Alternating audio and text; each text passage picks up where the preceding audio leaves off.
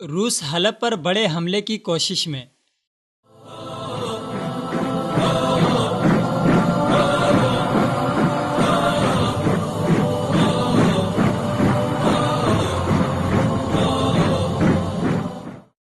شام کے صوبہ حلب کے مشرقی حصے پر قبضے کے لیے روس اور شامی افواج کے حملے شدت سے جاری ہیں۔ اپوزیشن جنگجوؤں کی جانب سے سخت مزاحمت کا شکار روسی اور شامی افواج حلب کے مارکے کو سر کرنے میں اب تک ناکام رہی ہیں۔ علاقے کا کنٹرول حاصل کرنے کے لیے گزشتہ کئی ماہ سے مسلسل فضائی حملے، کیمیائی ہتھیار اور جیٹ طیاروں کا استعمال کیا جا رہا ہے، جس کے نتیجے میں ہزاروں نہتے اور عام شامی شہری شہید ہوئے ہیں۔ حالیہ 3 روزہ عارضی جنگ بندی کے بعد حلب میں لڑائی کا آغاز پہلے سے زیادہ شدت سے کیا گیا ہے، جس میں حملہ آور شامی اور روسی افواج کو اپوزیشن کی جانب سے سخت مزاحمت کا سامنا کرنا پڑا، جس سے حملہ آور افواج مشرقی حلب میں داخل ہونے میں ناکام رہی۔ حلب کے مارکے کی تازہ ترین اطلاعات کے مطابق شہر کے علاقے المرجع میں میزائل حملے کے نتیجے میں 3 شہری شہید اور متعدد زخمی ہوئے ہیں۔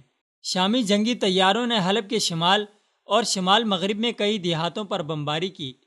ان مقامات میں ہوریتان، عندان اور کفر حمرہ شامل ہیں۔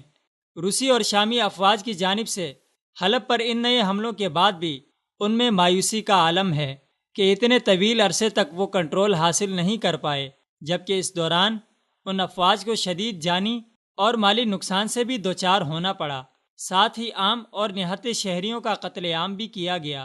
روس نے اس صورتحال سے نمٹنے کے لیے نئی جنگی چال کا حربہ استعمال کرنے کا فیصلہ کیا ہے، جس کے لیے روس نے حلب پر بڑے حملے کی تیاریاں شروع کر دی ہیں۔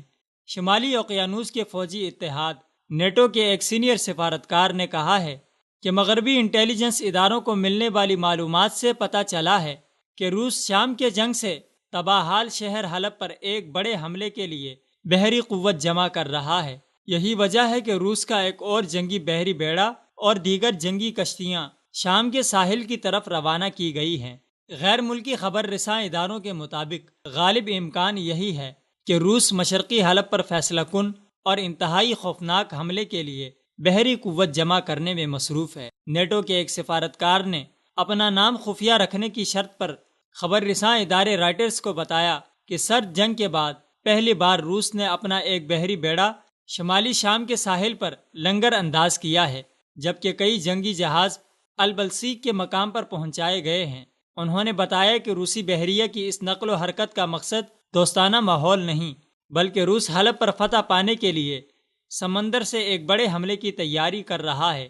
حلب پر اس بڑے حملے کی تیاری مارکہ حلب میں روس اور بشار الاسد کے بھیانک مظالم اور جبر و تشدد کی ناکامی کا منہ بولتا ثبوت ہے۔